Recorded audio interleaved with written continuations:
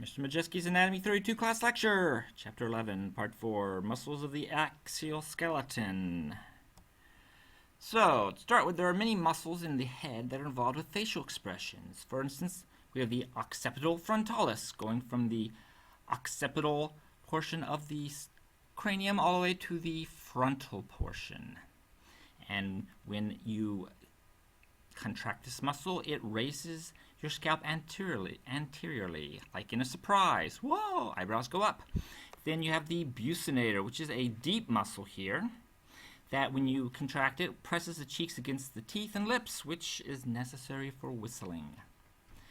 You have the orbicularis oculi, a sphincter muscle around the eye that lets you close your eyelids. You have the corrugator supercilii here, which when you contract it, draws the eyebrows inferiorly, like frowning. Then you have the orbicularis oris, a sphincter muscle going around the lips, that when you contract it, closes your mouth and protrudes your lips, like in kissing. Then you have the zygomatic major, which when you contract it, draws the mouth superiorly and laterally, such as in smiling. And superior to that, you have the zygomatic minor, which when you contract it, raises the upper lip to expose the upper teeth. And then you have the levator labii superioris, which also, when you contract it, will raise the upper lip. Then you have the mentalis here, which when you contract it, will elevate and protrude the lower lip, like when you're pouting. You have the risorius here, which when you contract it will draw the mouth laterally, like a grimace. Then you have the depressor anguli aureus here, which when you contract it draws the mouth laterally and inferiorly, sort of to open the mouth, and a little bit of a frown. And then the depressor labii inferioris down here, which depresses and lowers the lower lip. Now let's move on to the eye. The eye actually has 6 muscles associated with its movements. There are 4 rectus muscles. You have the superior rectus muscle, which moves the eye superiorly, and also it can move it medially. You have the medial rectus, which moves the eye medially. You have the inferior rectus, which moves the eye inferiorly and a little bit medially. And then you have the lateral rectus, which moves the eye laterally. And these muscles are conveniently located on the same regions around the eye as their names would imply. Then you have the 2 obliques. You have the superior oblique at the top, and it connects actually to the back of the eye because it makes a bit of a U-turn. So when it contracts, it moves the eye inferiorly, down, and laterally. And then the inferior oblique, which actually attaches to the bone anteriorly and to the back of the eyeball, and when it contracts, it moves the eye superiorly and also a little bit laterally. So superior rectus, eye goes superior, a little bit medially. Medial rectus, medially. Lateral rectus, laterally. Inferior rectus, inferiorly, and a little bit medially. Then you have the superior oblique, moves it inferiorly and a little bit laterally. And inferior oblique moves it superiorly and a little bit laterally. Alright, muscles for mastication, aka chewing. We have the big, broad temporalis muscle, which elevates and retracts the mandible. And then we have the masseter here, this large, bulky muscle, that also can help to elevate the mandible. And then we have the medial pterygoid, which is actually attaching to the inside of the mandible, and it helps to elevate and protract the mandible. So all 3 of those elevate the mandible. Then we have some muscles that will lower or depress the mandible.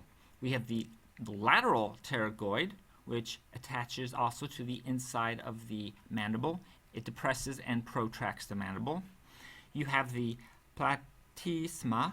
The platysma will depress the mandible, and it also can draw out the lip inferiorly and posteriorly, so the platysma can also help you pout.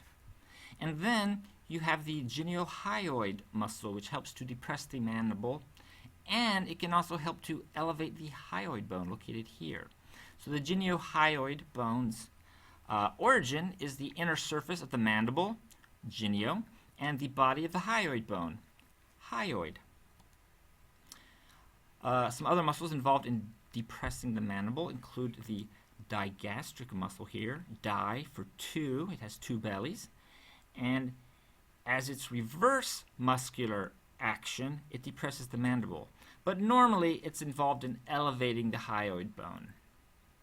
And then the mylohyoid here, it depresses the mandible and it can also help to elevate the hyoid. Now I move on to muscles of speech. Well, we have the stylohyoid, going from the styloid bone to the hyoid, and that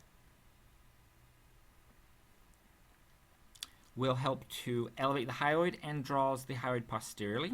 Its origin is the styloid process of the temporal bone, and its insertion is the body of the hyoid. Then we have the stylopharyngeus muscle back here. It elevates the larynx, this whole area, and the pharynx, and its origin is the styloid process of the temporal bone, and its insertion is the thyroid cartilage. Then we have the genioglossus here. It presses the tongue and can thrust the tongue anteriorly. Its insertion is in the tongue, and its origin is the mandible. The styloid glossus, coming from the styloid bone, it can help to elevate the tongue and can draw the tongue posteriorly. So its origin is the styloid process of the temporal bone. And then you have the hyoglossus. This depresses the tongue and draws its sides down. And the hyoglossus' origin is the greater horn and body of the hyoid bone. Other muscles involved in speech, we have the sternohyoid, going from the sternum to the hyoid, depresses the hyoid. We've got the omohyoid, that also depresses the hyoid. We have the thyrohyoid, that's going to elevate the thyroid cartilage. And then the sternothyroid, that depresses the thyroid cartilage. Deglutination, or swallowing. There are three muscles that constrict, acting in sequential constriction to propel food from the mouth to the esophagus. You have the superior pharyngeal constrictor, which would contract first, the middle pharyngeal constrictor, which would contract second, and the inferior pharyngeal constrictor, which would contract third. And here's just a picture of a cadaver. Here's the masseter, the digastric, the omohyoid, the sternohyoid. You can see the muscles there.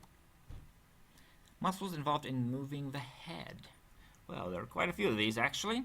In the very far back of the skull, we have the semispinalis here. Together, when both of these contract, they can extend the head, that is, pull it back. Singly, they can rotate the head to the side opposite where the contraction's coming from. Then you have the sternocleidomastoid, this large muscle that wraps around. It goes from the sternum and clavicle to the mastoid process. Together, when both of them act, you can flex the cervical vertebrae and also flex the head. Singly, they can laterally rotate and flex the head. Then you have the splenius capitis. It's a bit deep, some of these muscles. Together, it can help to extend the head or pull it back. Singly, can rotate the head to the side that is contracting on. And then you have the longissimus capitis here. Together, they can extend the head, and singly can rotate the head to the same side as the contracting muscle. We also have muscles that move the vertebral column. For instance, there is the three scalenes. You have the anterior scalene that's more in front. It can elevate the ribs during deep inhalation, and its reverse muscle action allows it to flex the cervical vertebrae together when it acts together, or it can laterally flex it singly, allowing you to sort of move your head over to the side, lay it on your side of your shoulder.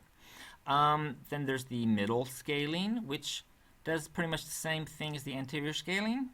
And then the posterior scalene, which elevates the second rib during deep inhalation, and its reverse muscle action also flexes the cervical vertebrae when they act together, or causes lateral flex of the neck when it acts singly.